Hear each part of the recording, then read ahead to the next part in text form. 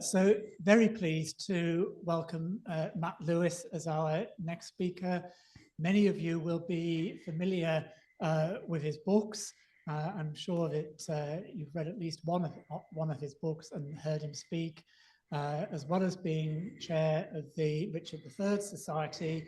Matt is, I just sort of exhaust me thinking about how Matt spends his time as now a senior presenter at History Hit, co-host of the Gone Medieval podcast, as well as I said, as being chair of the Richard III Society, and continuing in his spare time, when he has any, his own research and continuing to write his books.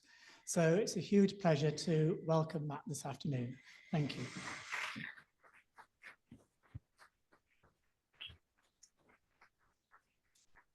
Thank you very much. It's a great pleasure to be here, and congratulations to Philip on a wonderful event and for having to have tearing his hair out with people not showing up and everything else like that. It's not fun having to juggle those things. So I've thoroughly enjoyed the day so far, and hopefully I won't ruin it for you. As someone who I tend to call my history home the Wars of the Roses, where everybody is called Edward or Richard or Henry, and it's frustrating and infuriating. I wish I could say it's nice to head off to the Mortimers and find some different names, but sadly there are only ever two, of course. So I'm dealing with many of the same problems. But part of my interest in the princes in the Tower relates to the Mortimer family. And when the story of the princes in the Tower is told, it's usually in somber voices with lowered eyes, and it's the sad tale of ambition and murder. Oh, the lights go down on cue. I love it. It will often be lamented that precedent meant that Edward V, as a deposed king, was doomed to die. And that if he was going to die, then so must his little brother, Richard, Duke of York. There is one precedent, though, that has often been overlooked, perhaps because it doesn't fit that traditional fairy tale of the wicked uncle and the doomed children. The breadcrumbs here don't lead into the dark woods. If precedent is a central argument, and each of those precedents can be debated, but that's perhaps not a story for today. Catherine's already done a good job of debating one of them for you.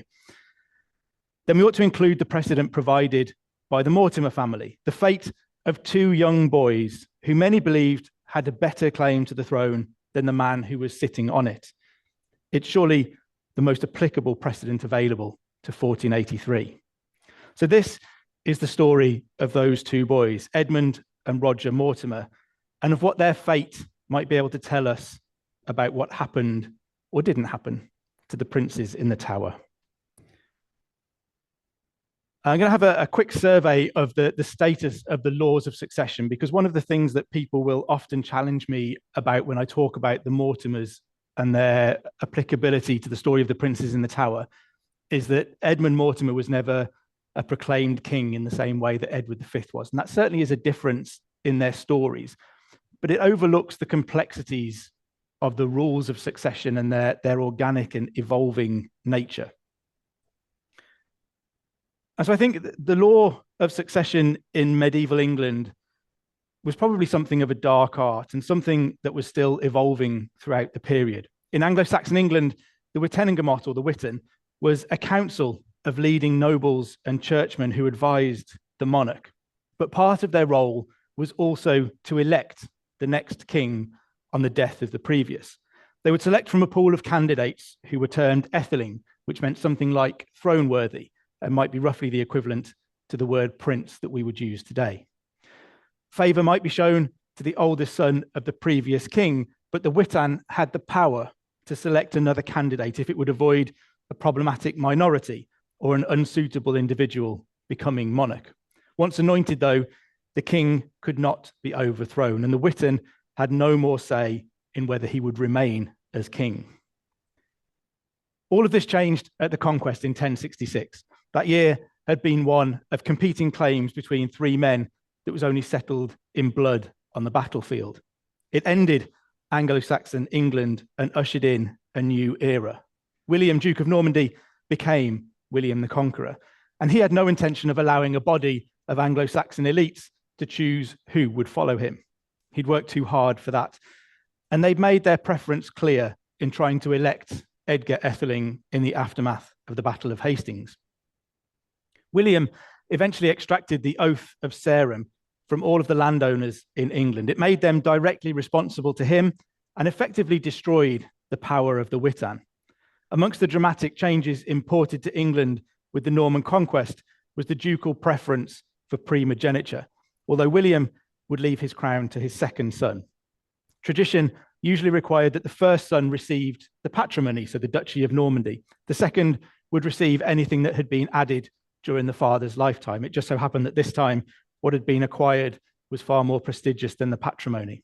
And William reportedly didn't like his oldest son either, so that suited him. Primogeniture, though, would take time to settle in. William's youngest son, Henry I, would snatch the crown from his oldest brother. Stephen would pinch it from his cousin, the Empress Matilda. On Richard I's death, the question of precedence of claim between a grandson and a younger son of Henry II would only be resolved by the drive of Eleanor of Aquitaine.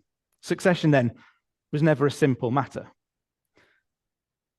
Part of the problem with succession in England was the interregnum that set the kingdom aflame the moment a king died. On the death of a monarch, there was no automatic succession.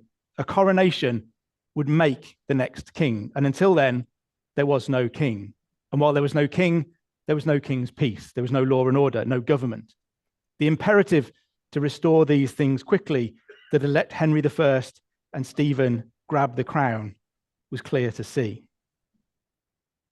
Henry II tried to deal with this by adopting the Capetian tradition of having his heir crowned during his lifetime. It only happened once because it went so spectacularly wrong. Henry the young king was lured into open rebellion against his father by the King of France. The bait was the power the junior king was told he ought to have, even though Louis had been a junior king and understood the role well enough. That situation was resolved by King John's son, Henry III, in the late 13th century. He was the longest reigning medieval monarch of England at 56 years, a record that would last for over 5 centuries and wouldn't be beaten until George III in the early 19th century. Towards the end of his reign, Henry's health began to fail. His eldest son, Edward, was going on to the Holy Land on crusade, and Henry accounted for this by changing the law of England so that on the king's death, his heir succeeded immediately. So when Henry died in 1272, Edward became King Edward I immediately, despite the fact that he was in the Holy Land. It avoided an interregnum or any question about the succession. This then was the birth of the notion of the king is dead, long live the king. The next moment of crisis in terms of succession came in 1327, as Catherine has already detailed. Having solved one problem when Edward I came to the throne, his son Edward II posed another question, albeit unwittingly and probably unwillingly. His reign became a story dominated by favourites and baronial quarrels. There's perhaps very little unusual in that. Without a singularly strong personality, a king will always look to or be led by those who become his favourites. In turn, those who don't make the cut will always feel aggrieved enough to fall into open opposition. And I guess maybe that's a quick summary of English medieval history. By 1327, Edward had shown that he lacked the strong personality of his father. His current favourites were the dispenser, father and son, the latter apparently the straw that broke the camel's back for his wife, Isabel. The chief opponent was his wife and queen, who was also joined by Roger Mortimer. Their invasion led to Edward's abdication, the first time that this had happened. It sparked something of a constitutional crisis. How do you depose an anointed king? How do you decide who takes the crown in his place? And how do you make all of that legal? The second question was perhaps the easiest to answer, and the fact that the replacement was Edward's own son smoothed the process somewhat. The ultimate decision was that the abdication and appointment of a replacement should be run through Parliament to make it secure and legal. This, for me, was another step in Parliament's efforts to regain the powers of the Witan, a project that I think would continue through the medieval period and beyond. Constitutional crisis hit again in 1399, and this time it was both easier and harder to resolve. Richard II had no heir of his body, which raised the question of who might succeed him. Monarchs would rarely be very good at talking about what might happen when they're dead. Richard was aware of that. What he lacked in dynastic authority was compensated for in his power over those around him with an eye to their own claim. He appears to have frequently accepted Roger Mortimer, 4th Earl of March, as his heir presumptive, but failed to prefer him in any way. The Mortimers were plainly happy to talk about their own position in line to the throne. It's perhaps natural that Richard would ignore the Mortimers. Raising an heir presumptive too high was a risk, as we can see from the Wars of the Roses, particularly as a monarch would always like to behave as though their heir apparent was imminent. There's much speculation about an effort to introduce a bar on female succession or the transmission of a claim in the female line into Parliament, but no such ban was ever enacted if it was planned. There's talk too of Edward III's entail, which favoured male line descent, but there would remain for a couple of centuries more questions around the power of a king to affect policy and succession from beyond the grave, particularly without Parliament's involvement. There's speculation about a secret agreement to settle the crown on the House of Lancaster, which may or may not have existed. If it did, I think the key there is that it was secret. Richard would also speak of Edward, later the 2nd Duke of York, as the only person he believed capable and suitable to succeed him. As Richard II's reign drew closer to tyranny and to its ultimate end, there was a lack of clarity about the succession and several competing claims. Could Edward III still dictate matters more than 2 decades after his death? Could Richard decide who would follow him? Or were there rules that had to be observed? In 1399, the question was answered by Henry Bolingbroke's coup, facilitated in particular by the death the previous year of Roger Mortimer, the 4th Earl of March. He'd left behind 2 sons, Edmund and Roger, aged 7 and 6, when things kicked off in 1399. They were in no position to press their own claim in competition to Henry, and Richard's reckless attempts to snatch the Lancaster inheritance had made the matter pressing for the nobility of England. Henry took the crown. He resolved the immediate issue, but I think left questions unanswered too. To some extent, he'd taken the throne by military force and had a valid claim via his father to be the senior heir from one perspective. The problem here is that there's rarely just one perspective. For most who gave it any thought in the 1390s, unaware of whatever secret agreements may have been forged, I think they may well have considered the Mortimer family to be the heirs to Richard II. After all, hadn't Edward III's entire claim to France, which had led to more than half a century of war so far, been based on transmission of a claim to the throne in a female line? France had revamped and remade Salic law to block Edward's claim, but no such law existed in England. In fact, hadn't the entire Plantagenet dynasty come to the throne in 1154, based on Henry II's claim via his mother to his grandfather's crown? The point I've been trying to make in a long-winded way is that succession was a complex matter, with very little that was black and white and plenty of grey in the middle, with myriad complicating questions. It was still an organic and evolving process that could lead to uncertainty.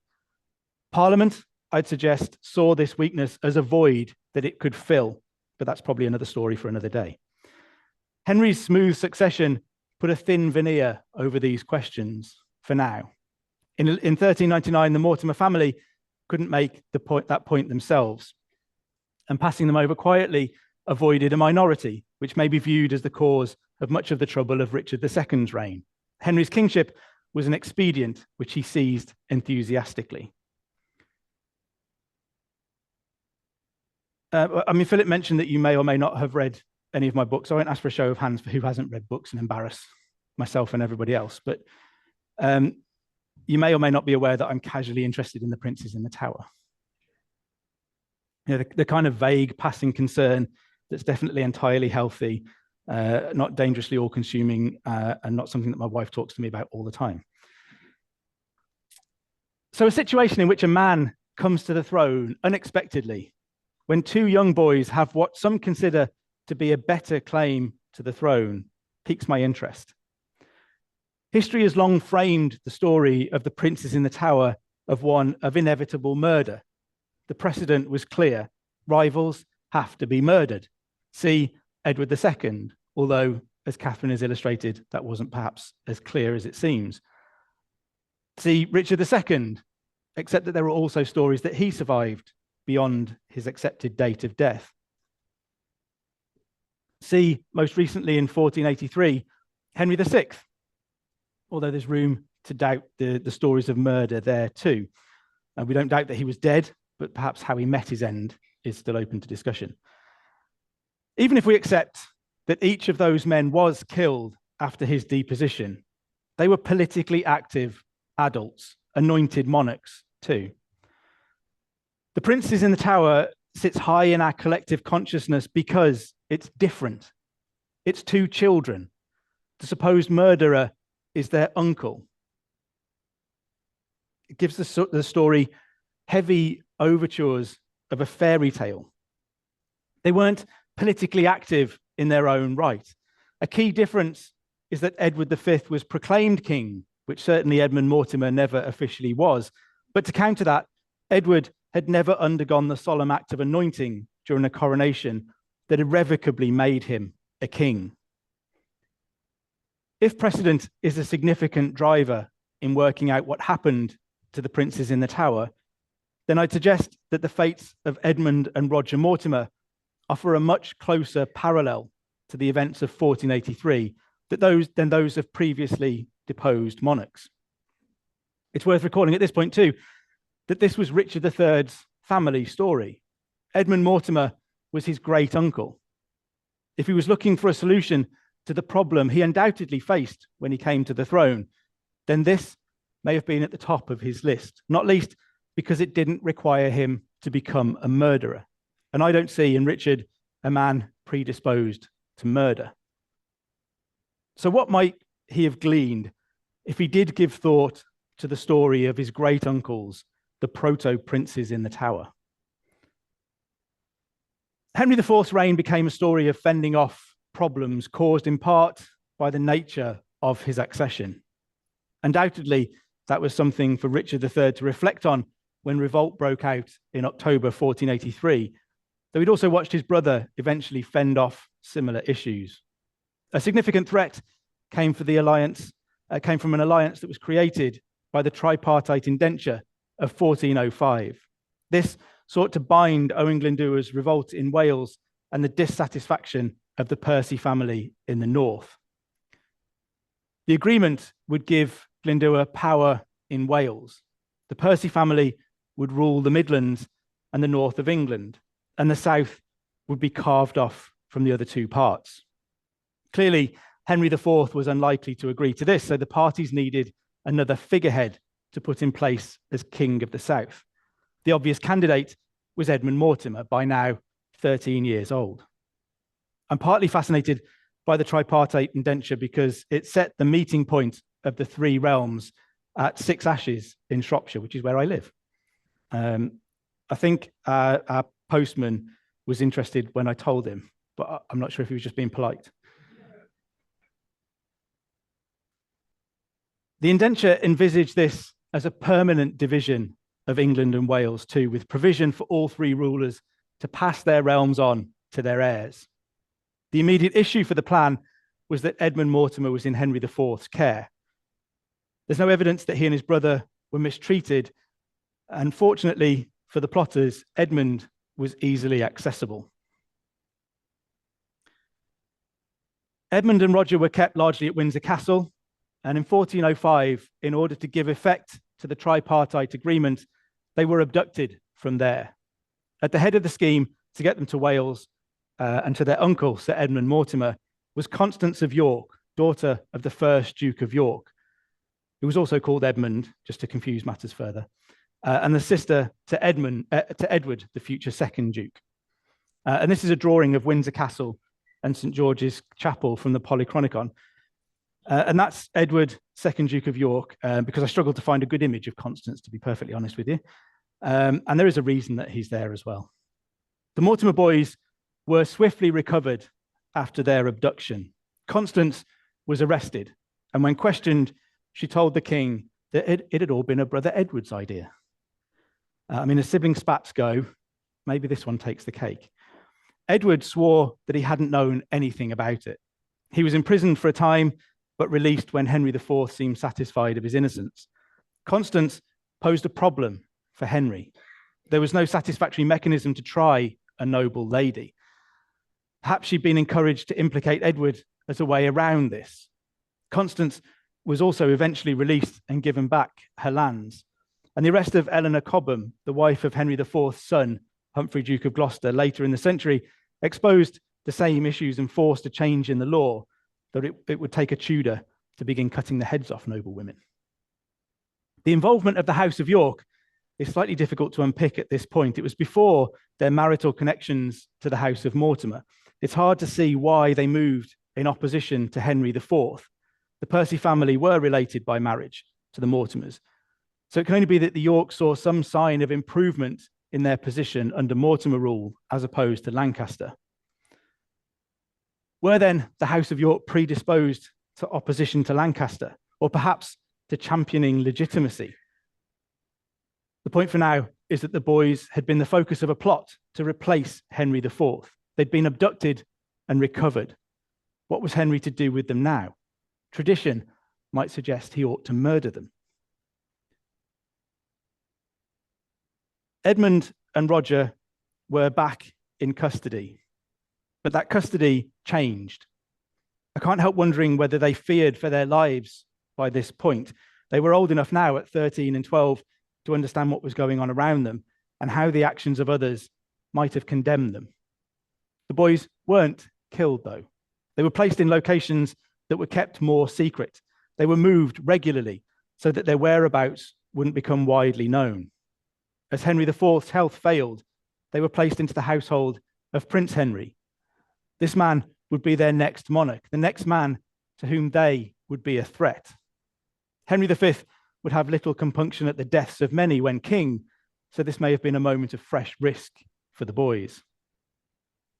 When Henry IV died in 1413, he was succeeded by Prince Henry, who became King Henry V. One of his first acts as king was to release Edmund and Roger from his custody. Edmund, now 21, was 5th Earl of March and held vast lands in the Welsh marches around here. This must have felt like a risk on Henry V's part. What if they moved into opposition? What if they renewed rebellion in the West from their power base? Did Henry lie awake wondering about that? I suspect the fragility of the Lancastrian claim, the lingering sense that Mortimer had been deprived, and perhaps the willingness of the House of York to back a rival all contributed to Henry's decision to invade France. Nothing unites a kingdom quite like a foreign war. It was a perfect paper to cover over the cracks, a tactic we can unfortunately still see in use in Europe today. Battle in France would offer the chance to put the Lancastrian claim before the ultimate, unquestionable judge in God. That would explain why Henry wore a crown at the Battle of Agincourt, a move replicated by Richard III at Bosworth in 1485. The second phase of Edmund and Roger's custody had been different. Kept in secret locations, but now free, it remained to be seen whether the scheme had worked. Roger passed away shortly after their release. There's no suspicion around his death. Maybe there should be, but I guess a Mortimer man dying young was nothing unusual by this point. They'd outlived the first Lancastrian king, and Edmund would outlive the second one too. How would his loyalty stand up when put to the sternest of tests? The House of York would help to answer that question once again. In 1415, as Henry V prepared to leave England on what would become the famed Agincourt campaign, a plot was revealed to him at Southampton. Imagine, amongst the complex preparations for a war that could define England at home and abroad for generations, Henry's horror as the plan was explained to him. The conspirators aimed to assassinate Henry and his 3 brothers, Thomas, John, and Humphrey, and then place Edmund Mortimer, now 23 years old, onto the throne instead. The leader of the plot appears to have been Richard of Conisbrough, newly created Earl of Cambridge and Edmund's brother-in-law. He was the younger brother of Edward, 2nd Duke of York. Talk about problematic siblings for Edward. The two others implicated were Henry Scrope of Masham, who was a royal favourite, but whose uncle had been executed during the 1405 revolt, and Sir Thomas Grey, whose son was betrothed to Cambridge's daughter, Isabel. There are suggestions that Scrope may have infiltrated the plot in order to expose it to Henry, though he never appears to have claimed as much. There are also suggestions that the assassination plot was a fabrication to ensure that the conspirators would face the death penalty for the uncertainty they had sown in the kingdom. Tried in Southampton, all three were executed days before Henry V sailed to France. But what of the subject of the plot? Surely Edmund Mortimer's threat had been reinforced, and Henry had the perfect opportunity to deal with him, by which I mean kill him, which tradition will suggest would be his only course of action in the circumstances. The matter is slightly complicated by the fact that the person who'd explained the scheme to Henry, undoubtedly nervously, was Edmund himself. He claimed he'd only just learned of the conspiracy, though it remains possible he simply got cold feet as the moment drew close. So the second Yorkist plot against the House of Lancaster had failed. This time, it had cost one of its members his life. The threat posed by the Mortimer claim had been reinforced. It hadn't gone away after more than 15 years. Henry could reflect that his campaign could serve to dispel the lingering doubts that had plagued his father's reign. He could also be content that what he and his father had done with the Mortimer boys had worked. Something about the way that Edmund had been brought up had made him loyal to the House of Lancaster, or at least too afraid to actively betray it, which might have been sufficient. Edmund Mortimer's career continued. The mercy he received in 1415 is perhaps all the more remarkable because earlier that year, he'd infuriated Henry by obtaining a papal dispensation and marrying Anne Stafford without Henry's approval. Anne was the daughter of Anne of Gloucester, the sole heiress of Thomas of Woodstock, the Duke of Gloucester, the fifth and youngest son of Edward III.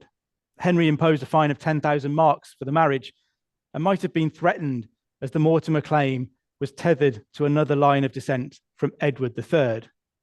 Edmund was now connected to the second, fourth, and fifth sons of Edward III by marriage or blood. It could have looked like ganging up. Henry was a man gifted with the power of inspiration. Like Edward III, men were loyal to him, or if you're a cynic, to the promise of wealth that he dangled across the channel. His self-confidence and belief in his abilities might be arrogance, except that it seems well justified. After his contentious marriage, Henry did nothing to push Edmund away. He sat on the council that settled on war with France. He witnessed the king's will made during the preparations to leave. Henry did nothing to push him into rebellion. Instead, he seems to have pulled him even closer, reinforcing the ties that somehow bound them.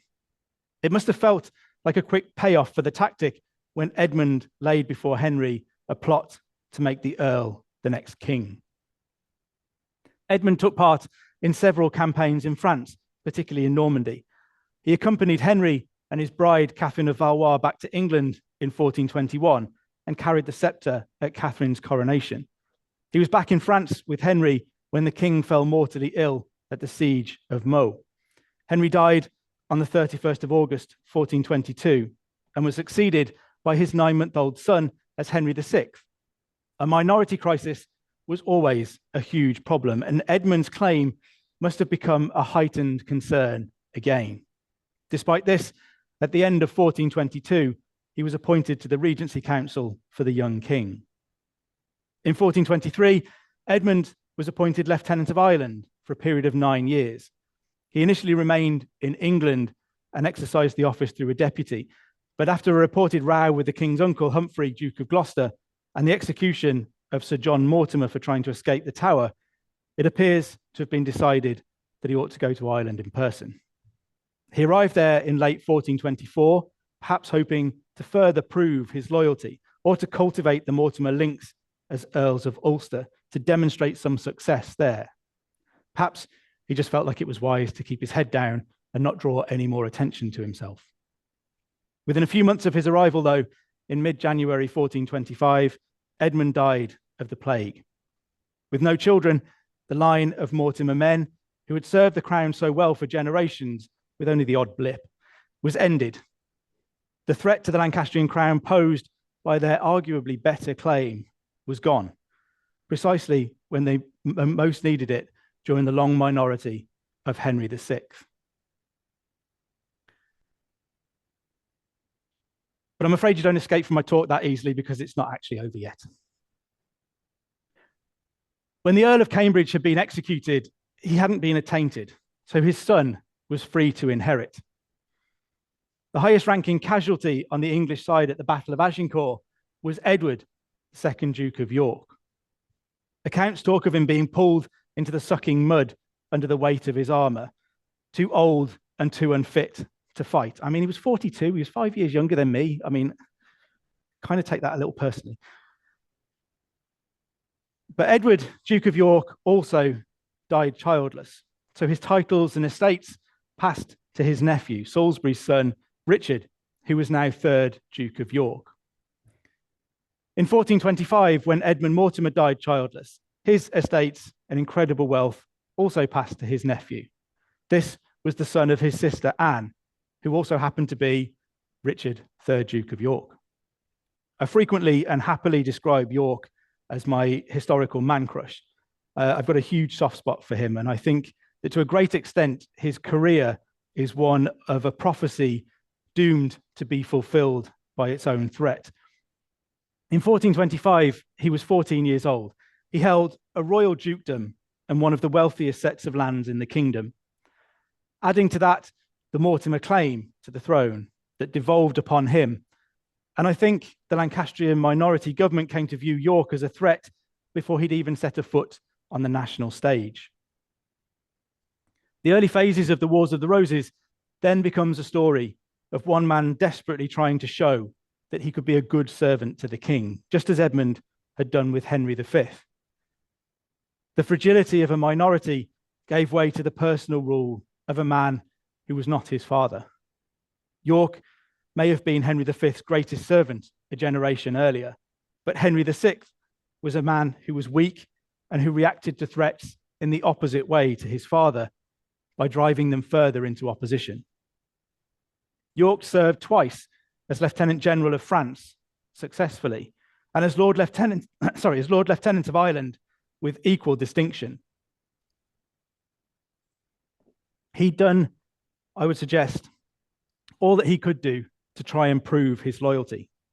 In 1450, Cade's rebellion saw the revival of the Mortimer name, and when York returned to England in its aftermath, when Henry V might have welcomed him and put him to work dispelling the threat, Henry VI panicked and ordered York's arrest. It set the tone for their relationship for the next decade. When Henry fell ill, it was to York that the nobility turned to take up the role of Lord Protector. They recognized his abilities as well as his senior position in the kingdom and much preferred him to Queen Margaret. When Henry recovered, his swift dismissal and ostracization of York was a reaction to his fear of the man. His minority may have left him with a heightened fear of the Mortimer claim that he was never quite able to shake off. Now, the man in whom that claim was vested had been sitting on Henry's throne for a time. What if he liked the taste he'd had of power? The rest of the 1450s was a slow escalation of the tensions as Henry pushed York further into the wilderness in the hope that the distance and darkness would swallow the threat. Each time Henry pushed, York pushed back. He tried desperately to stop short of treason, as I think we see here at Ludlow in 1459, or even of openly opposing Henry, but it became harder and harder. York was not strong enough to force himself on Henry, but neither was he weak enough to be dispelled by his nervous monarch. The Mortimer claim would always come between the two men.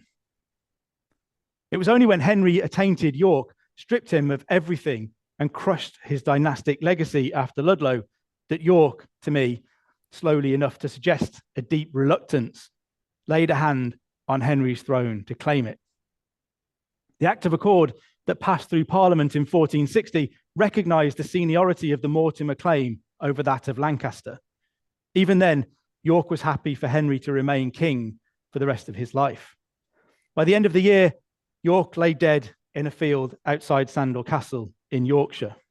His vanquishers hacked the head from his corpse, pinned a paper crown to it, and stuck it on a spike next to his 17-year-old son, Edmund, on Micklegate Bar in York, a bloody trophy of the victory they believed they'd won. That victory proved to be short-lived as York's son, Edward, thunderously sought his vengeance, becoming King Edward IV amidst the bloodletting at the Battle of Towton. The first king of the House of York was, in reality, the first king of the House of Mortimer. After an interruption in his rule in the 1470, Edward returned in 1471, and Henry VI died. I'm going to say died because we don't need to go into it too much here. The matter then seemed settled. Finally, the question of Mortimer versus Lancaster was answered in law and in fact. I mean, I can't tell you what a relief it is not to have to go into too much depth into the controversies of 1483. Not that I don't enjoy it, but I know all of you will be looking forward to Joanna's talk and probably to going home at some point today, so I won't start. Edward IV died unexpectedly in April 1483 at the age of just 40. He left behind 2 sons and several daughters. His heir was proclaimed Edward V in the aftermath of his father's death, in line with the rules set down in 1272 by Henry III. The spring and early summer became a complex period of manoeuvring and positioning. In mid-June, a story broke that Edward IV had married bigamously, making all of the children of his marriage illegitimate. Fortunately for me, and again, more fortunately for you, the veracity of that claim is beyond the scope of today. Suffice it to say that evidence of bigamy was presented, it was examined, and it was accepted. On the 26th of June, 1483, Richard, Duke of Gloucester, accepted the crown offered to him and became King Richard III. It's here that he faces the same issue that had confronted Henry IV in 1399. There were 2 boys, these ones aged 12 and 9, who some might think ought to be in line to the throne before Richard. Whether they hadn't bought the bigamy story or simply thrashed against the disruption of carefully laid plans, and apparently settled ones too, that had seen many of them have their sons brought up with the man they thought would be the future king, is unclear, and again, luckily for you, irrelevant.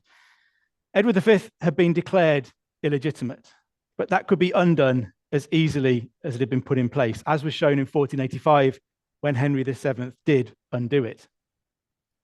So Richard had to work out what to do. And I don't see in the 30-year-old man who became king in 1483 someone whose first response to trouble was to commit murder, let alone killing small children who were also his close family. Bless you. I find it hard to believe that he wouldn't turn to and at least try the template, the precedent for this situation, which had been largely successful. I concede that the largely bit might be significant, but perhaps not enough to prevent Richard from trying it.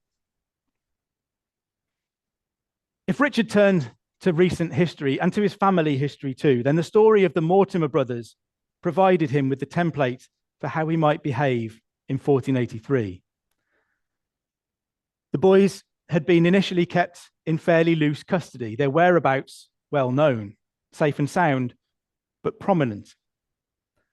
This had led to an attempt to abduct them by Richard III's own family, actually, that sought to permanently divide England and Wales into 3 kingdoms, with the older brother at the head of one part. Although they'd been swiftly recovered and the plan had ultimately failed, it exposed the continuing threat they posed and required a reassessment of how they were dealt with. In the next phase, they were kept in more secure locations, their whereabouts more secret, and they were moved frequently. Eventually, they would be placed in the household of the heir to the throne to nurture personal ties to the next monarch. This appears to have worked. when Edmund Mortimer himself exposed the Southampton plot that aimed to make him king.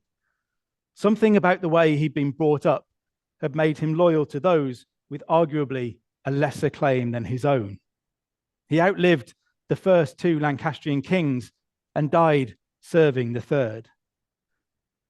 The one snag that Richard might see is that the persistence of the Mortimer claim returned to dog the House of Lancaster 60 years after it was passed over. And ultimately, a Mortimer descendant now sat on the throne. That required several decades and generations of complex problems of personality, health, politics, and foreign failures to bring to fruition, though. In 1483, Richard could seek to refine the template provided by the treatment of the Mortimer boys. The short-term failure lay in their abduction, which might have been a more serious problem than it was, and probably cemented the Mortimer claim in the public mind as potential rivals to the House of Lancaster, to be kept in mind when their rule began to fail or become unappealing. Their abduction had been facilitated by the fact that they were openly kept and therefore were easy to target. Perhaps they were frequently seen around court, and that helped to keep their story alive, to remind people of their claim and perhaps to some their plight. Creating a situation in which their abduction was possible was the part to revisit. Eliminating that meant eliminating the part where they were kept publicly and around court, close to London, in the shop window that constantly reminded anyone less than happy with the king's policy that there was a potential alternative. Adopting this improvement would remove risk and would explain why Edward V and Richard of Shrewsbury's locations were not widely known in 1483. Their need to hide from Henry VII, to whom they posed a much more immediate threat, would keep their locations further secret. People frequently tell me that the absence of evidence is not evidence of absence, yet in this case, those same people tend to be satisfied that the absence of evidence is proof of murder. The final part would remain an issue. Was it enough to discourage Richard from trying this otherwise successful and potentially refined precedent? Maybe it was. He might have to consider the dynastic impact and future risk of allowing his brother's sons to live. I'd argue that if he considered that and felt compelled to murder them to remove that risk, he would surely have to murder his nieces too, to prevent them from passing on the claim through the female line, as the Mortimers had done. So you'd have to see Richard III compelled to murder two threats, but happy to allow several more to live. A monster, but an incompetent one. The key to the future was exposed by the success of Henry V's approach and the failure of Henry VI. It rested in personal and dynastic confidence, in pulling threats closer rather than trying to drive them away. The Southampton plot showed that those around the threat could be punished without the focus of their scheme being caught up in it. Some believe there was an attempt to free the princes in the Tower in the summer of 1483, and that this drove Richard to murder. There's no actual evidence of the supposed attempt to free them, and even if it had taken place, this template could cope with it. It still didn't require the murder of children. So in 1483, Richard had a precedent to fall back on, and it's one in which he was not compelled to murder his own nephews. The situation far more closely mirrors that of the Mortimer boys in 1399 than it does that of Edward II in 1327, Richard II in 1399, or Henry VI in 1471. If Richard looked to precedent for a lead, he would easily have found one, a template that had worked, subject to long-term management, and which saved him from the darkest of the crimes of which history has accused him. Whether he did make that connection or take that leap remains to be proven. I get asked a lot what I think actually happened to the princes in the Tower if they weren't murdered in 1483. I've got a whole talk on that, but fortunately for you, I'm not allowed to take up much more of your time. But I do have my own theory in which the princes were never in danger from their uncle Richard, and it runs something like this. In 1483, I think it would have made sense for Richard to separate his nephews. They'd been raised apart, so there would be no trauma for them in that. Edward V could have gone to the household of the Council of the North, to castles stocked with men utterly loyal to Richard, a place where he had the most control. Richard might have gone to his Aunt Margaret in Burgundy. We know that the statutes of the Council of the North provided for children to be served at breakfast before the arrival of the Earl of Warwick and Elizabeth of York, though perhaps those measures were made in preparation for their coming. Richard III also sent vast sums of money across the Channel, and Sir James Tyrrell was dispatched on secret missions. Messengers passed between Richard and his sister Margaret, using messengers that were exempted from any searches at borders. Was all of this an effort to keep the younger prince's location a secret? If so, Tyrrell's involvement in the story of the murders was wrapped around the truth of his involvement in their survival, and all of the best lies are constructed around a kernel of truth. In 1485, if there were rumours Edward V was in the north, it would explain the mad dash there after Bosworth, though again, that was certainly about recovering Warwick and Elizabeth. It may explain Francis Lovell's rush there too, and the attempt to assassinate Henry while he was in the region. If efforts were made to get Edward V away, then Ireland was the closest safe haven. Richard of Shrewsbury would still have been safe in Burgundy.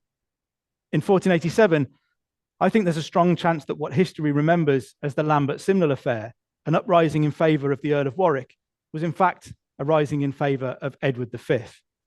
By then, he would have been 16 and a half years old if he was still alive, the same age as the Black Prince at the Battle of Crecy, the same age as Henry V at the Battle of Shrewsbury, and only a few months younger than his own father, Edward IV, when he began his spectacular military career during the Wars of the Roses. The revolt may have been timed to hit the ideal moment for the son of the greatest warrior in living memory to lead an army onto the battlefield. If he did, then what happened to him remains unsure. He might have been captured or killed, or may have escaped, as at least one source claims. Richard may finally have had to move in 1491, when he would have been approaching 18 years old. The person history calls Perkin Warbeck arrived in Ireland, that safest of Yorkist safe havens, in that year, and was heralded as an undoubted Plantagenet. Over the next few years, he's going to go off on, he's in Ireland. He's going to go off on a crazy little journey now. He would lead a remarkable career, darting around from Ireland to France, to Burgundy, to Scotland, and then to the southwest of England. Here, he was captured in 1497 during his third failed invasion of Henry VII's kingdom. There are strong suggestions that the confession that was signed was extracted under torture, and I'd go as far as to say it was probably prepared by Henry and put in front of his prisoner to sign. So that's the short version of a long story, and I never normally manage to do that quickly. When Richard III was faced by the question of what to do with his nephews in 1483, he did have a precedent to fall back on. It wasn't the one history usually accuses him of applying, though. It wasn't that a deposed monarch had to be murdered. The differences here were significant. Edward V was not an anointed king. He was a child, and he was the son of Richard's brother, a man to whom he owed everything he had. The precedent Richard might well have applied was not that of Edward II, Richard II, and Henry VI, even if their fates were what history ascribes to them. The precedent he may well have followed was more applicable to his situation. It was relatively recent, and it was part of Richard's family story. Above all of that, it didn't require him to become a murderer. That precedent was the template established by Henry IV, with a few minor improvements, to care for the Mortimer brothers, Edmund and Roger. It had worked once, and it could work again. Surely, it had to be worth a try. Thank you very much for indulging my theories and idea. I hope that's offered a little bit of food for thought. Thank you very much for listening.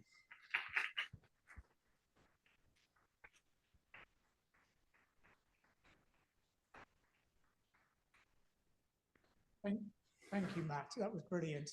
And yes, I'm sure plenty of food for thought. With just the image of your front cover reminds me to say that Matt and Catherine and Joanna are all happy to sign copies of their books if you have them with you or purchase them at the bookstore. During your talk and description of the Southampton plot, brought to mind a memorable phrase that Professor Chris Given Wilson uses in his essay in the new anthology, which actually I meant to plug earlier, but because of the changing around of slides, my slide got lost. As I'm sure people are aware, our latest publication was launched at the Tower of London, an anthology of new essays on aspects of the Mortimers. And in his essay, Chris Given Wilson comments that given the choices that he was faced with, then Edmund Mortimer quite sensibly chose the option which kept his head upon his shoulders rather than a crown upon his head. So yeah, but also I think it's quite interesting, the concept of the role of memory and tradition and how that may have influenced things.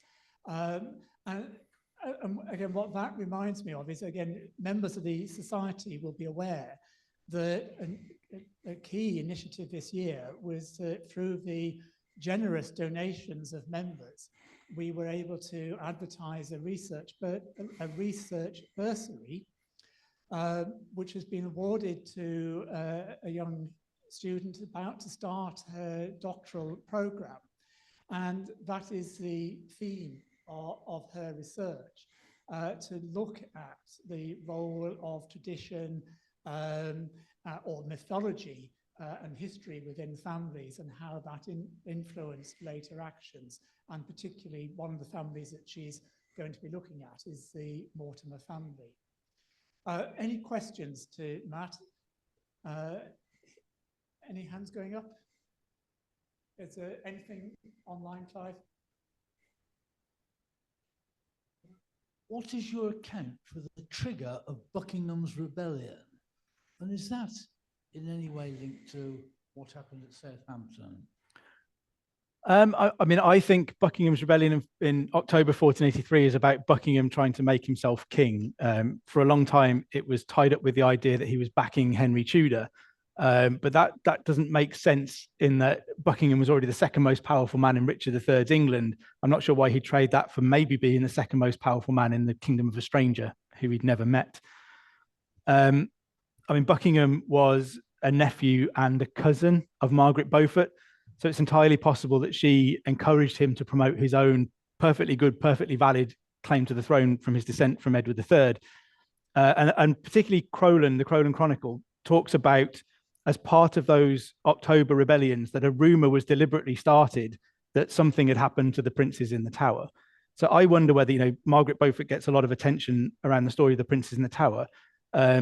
I don't think she was caught up in their murder, because I don't think anyone murdered them in 1483. I think her part in their story may have been to initiate this rumor to discredit Richard, and that those propaganda stories we see carrying on throughout Richard's reign. So the idea that he planned to marry his own niece and things like that. So I think Buckingham's rebellion was a catalyst really for Buckingham to press his own claim to the throne. And I think perhaps the story of the princes in the Tower potentially being killed was a way to discredit Richard and undermine him. I mean, there are also potential situations in which Buckingham found out Richard had murdered the princes and that turned him against Richard. It's possible that Buckingham had murdered the princes thinking he did what Richard wanted, and Richard was outraged and it turned him against. So we just don't know precisely what went on around that. We get this, when Richard writes to the Lord Chancellor to get the Privy Seal sent, we get this handwritten postscript in which he describes Buckingham in pretty disgusting terms, the most unholy creature living and all of that kind of thing. So clearly Richard is furious at Buckingham about something.